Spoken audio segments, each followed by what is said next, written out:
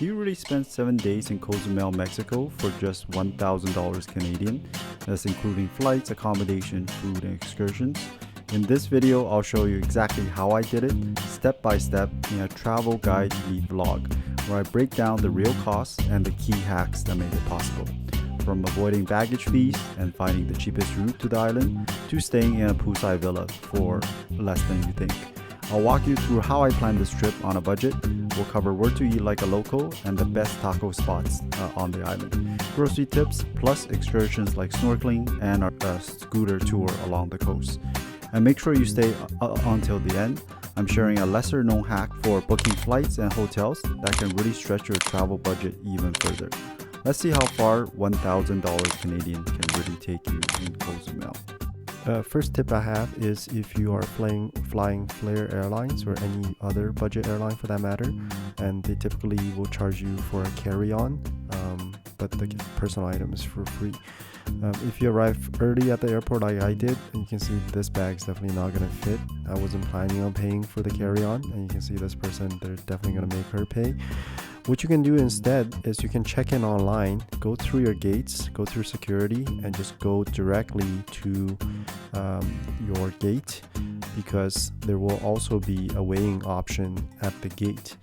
And once you're here at the gate, if you're traveling with people, you can just kind of wait for your friends to arrive like I did here. And when they do arrive, you can take out your stuff and just have them watch your stuff. And then you go in there with your bag that's substantially smaller, get your tag, and then you can come back and load up the rest of your stuff. So you just save 60 to 70 bucks this way. So going to Cozumel, you can do the expensive option, which is flying directly into Cozumel, or you can do the bag drag, as the locals call it, or the expats call it, which is basically what we did, which is flying into Cancun and then taking a bus to Playa del Carmen, and then finally taking a boat into Cozumel. This is us arriving into immigration in Mexico, and this is the Cancun airport. So we're just trying to rush to buy our ticket for the ADO bus. It's 255 pesos one way. Comes pretty frequently. However, what is the problem is we were going to be kind of struggling to get to the last ferry, which is about 9 to 10 p.m. Luckily, we were able to get there in time, got 3 of our tickets scanned through, and we were able to make the last ferry into Cozumel. We found later, like, once you scan past this, like, it's pretty chill. Like, you don't have to run anymore. The ferry operates pretty frequently, but the last one is usually 9 to 10, depending on the company, Ultramar or Windjet. There's no need to buy ahead of time. You can just purchase at the ferry dock. And when you're purchasing, make sure to go into the actual kiosk and not just go with vendors on the street, to make sure not to get scammed. Here we are disembarking finally after about a days of traveling into Cozumel, and we're gonna meet up with my girlfriend, who actually did the more expensive option, and she flew in a couple days earlier into Cozumel. And so this is also the reason why we're able to keep this trip so cheap, is because we split accommodation between the 4 of us. Accommodation is typically the biggest expense apart from plane tickets, and we got this whole apartment complex, this apartment building on the left here specifically, for about 8294 pesos, which is about 600 Canadian dollars for 7 days. And it's got multi-stories. Second floor's got a balcony, first floor's got of course a swimming pool. And while we were there, only one other kind of family stayed there, and we almost never got to see them. So definitely renting an Airbnb can be a great way to save money. The other great thing about Airbnb is that you can make food while you're there. The only thing about the Airbnb is that it's quite far from center, but for us it didn't really matter because we rented a scooter for most of our stay, and we can get around the island super easily with our scooter. However, if you're just walking and taking a bunch of taxis, it's going to be a lot more hassle. Speaking of scooters, we were lucky because my girlfriend came early and did all the research for both excursions as well as scooter rental. So here we are booking the El Cielo snorkeling tour. and the guy for renting scooters is right next to him. So basically, there's gonna be hawkers around the central area, like trying to get your business, and you can shop around to try to get the best price. I think we paid about 300 pesos per day for a scooter, and of course, you can take 2 days, 2 people on the scooter. Here we are paying for the scooter, and the scooter shop itself is right next to this Chinese comida shop. I'll let the guy here explain to you exactly kind of the expectation is for the scooter. And if there's flat, we give you a call. If there's police stop us, we tell them to call you for the license plate, right? Okay, gracias. The scooters, in case you don't work in this for 2 kilometers, no problem. Okay, yeah. This normal you have too much salt to control. Maybe this stopping this no more work. Maybe it work. Maybe it will. We need to fill up the gas. The gasoline this work. The gas you work. Maybe like that this no work. Gasoline works. The gas you work. Okay. Bueno, gracias. Okay. I think we got a pretty good deal, all things considered. Even though it's a pretty beat up scooter, that's kind of the price you pay for getting the scooter for a cheaper price. If I were to do this trip all over again, I think I might just try going directly to the store. Just cut out the middleman, the hawkers. Again, if you are looking for this store, it's going to be next to the Chinese comida restaurant, or directly opposite the Chinese comida restaurant. Parked my scooter here, and then let's go finally. So the original vendor took us back to the ferry terminal, and it's like a complicated web of like agents. This lady who we thought was our tour operator is actually not. She's just a logistics lady. So the cost of the taxi to the marina is actually included. So even though we were at the passenger ferry terminal, we needed to go to a different marina.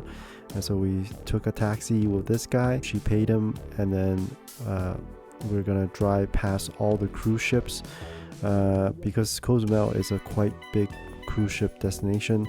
And then finally our taxi pulled into this other marina, which is much smaller, and you can see with these smaller boats. I guess we must have missed the last kind of departure, because we were waiting here for about an hour, and they don't really leave until they get a full boat. So in this case, it looks like a lot of different tour operators feeds into the same boat.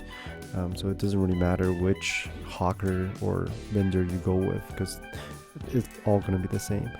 Again, if I were to do this all over again, I'll probably just come here directly and try to haggle the price down even further by going directly to the source.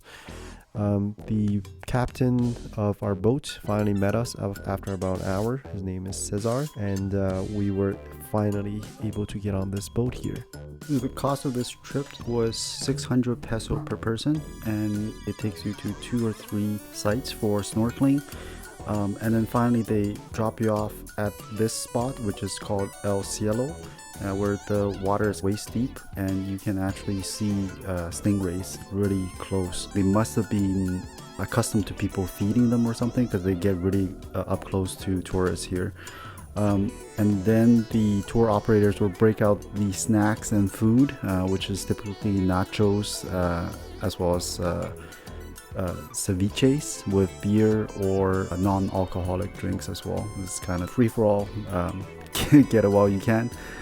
And then we spent maybe 1 hour here, or maybe 2 hours, and then we were finally done with this tour. And then at the end they took us back, but not before the boat ran into some engine trouble, and so we took that opportunity to go for a dip. So nighttime the temperature really drops, and it is much more comfortable moving about, especially on the motorbikes.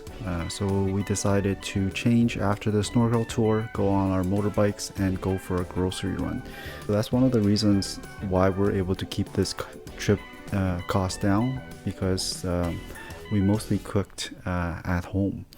And here in Cozumel there's a couple of big grocery chains, Chedjui, Soriana, as well as some other ones, and they're very similar to stores you might find in US or Canada, of course the price being a lot cheaper. Here is receipt from how much everything costs. We also randomly ran into this homemade hamburger shop or hamburguesas while walking around, and the hamburgers are 100 pesos each, and they were so good. Unfortunately, I didn't pin this location. It's somewhere in downtown Cozumel, so if you pass by it, and feel free to drop a pin in the comments, because these guys deserve a lot more business. And then for taco recommendations, we love Los Zaras. We've gone back to this restaurant many times while on that. The tacos are all great, but we love the El Pastor and El Chuletas. And one thing to note, even if you're on a budget, make sure to tip generously, because the servers here, they don't really get paid a living minimum wage, so they rely on tips here. And if you're craving snacks, you'll find vendors such as these making roadside pizzas with avocado as well as mayonnaise. I'm guessing, I actually don't know the name of this thing, so if can somebody let me know in the comments what is the name of this, because it's great.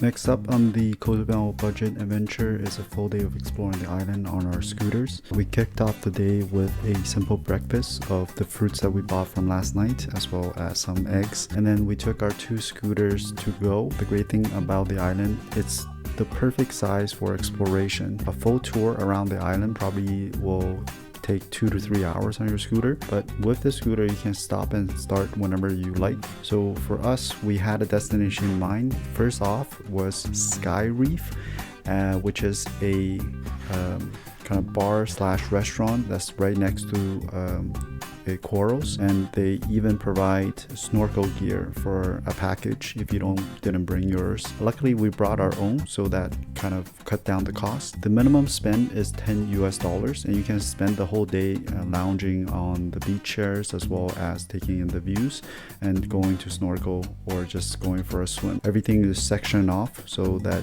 you're kind of safe, and in addition you can also ask them for life jackets if you're not a strong swimmer. We got ceviches as well as fried octopus. I would not recommend the fried octopus because it is a bit salty. As you exit the gift shop when you're leaving, there will be free tequila tastings. We tried mango tequila and was really great. Sky Reef is not the only bar slash restaurant where you can go into the water for easy snorkeling. However, it is the one with the cheapest price and the best view of corals. The section where they section off is quite large, so you can go really far out into the ocean if you wish. After hanging out at Sky Reef, we hopped back on our scooters and continued south towards Punta Sur. On the way, we made a quick stop at Alberto's, which turned out into an unexpected moment. We also ran into our hermit crab friend. Pretty sure he lives here rent-free. Alberto's is actually the closest beach to a ton of scuba diving sites in Cozumel. If you are a strong swimmer, or if you got your own scuba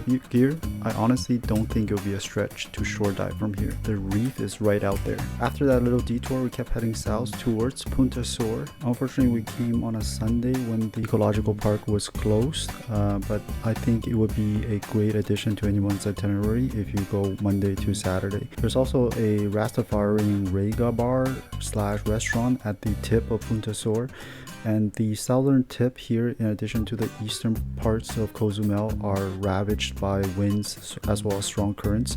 So the rock formations here is quite unique, and you get to see some small fishes in the little ponds that form. It's also a great place to take some nice photos. On the way back from Punta Sur to central Cozumel, you will pass by many beaches, as everything is an island. And if you got Instagram people in your group, I will highly suggest stopping by San Martin Beach for some Instagram worthy spots. In addition, you can go see fresh water alligators here on this spot as well on the way back. And of course, nothing will be complete without stopping by a roadside restaurant. We found some chicken that was grilling along the highway for 170 pesos for a whole chicken. To finish off the day, we went back to Mega, which is like a huge supermarket that rivals any large markets you can find in US or Canada. And next to Mega along the beach here is a secret sunset spot. This spot is also great for snorkeling if you have your own gear, as it is free. Thank you for joining me on this budget Cozumel travel guide / vlog. I'll be heading back to Cozumel from January 11th to January 18th of 2026, and I'm going to be making a daily vlog series. Channel members will get early access to this trip series, so if you'd like to support the channel and see the next videos before everyone else, consider becoming a member. I'm also exploring the idea of releasing a budget Cozumel travel guide ebook with routes, planned tips, daily itinerary, and ways to save you money on the trip. If that's something you're interested in, please let me know in the comments, and if it ever gets published, I'll add the link to the description. Finally, right now during Boxing Day, Expedia and Booking.com have cashback rates of up to 9% on Rakuten.com. So if your flight and accommodation are about $1,000, that's about $90 back in cashback, on top of a $30 referral bonus if you sign up through my referral link. Again, it'll be in the description below. So if you're booking a trip and want to stack those savings while supporting this channel, check out the Rakuten link down below. All right, peace.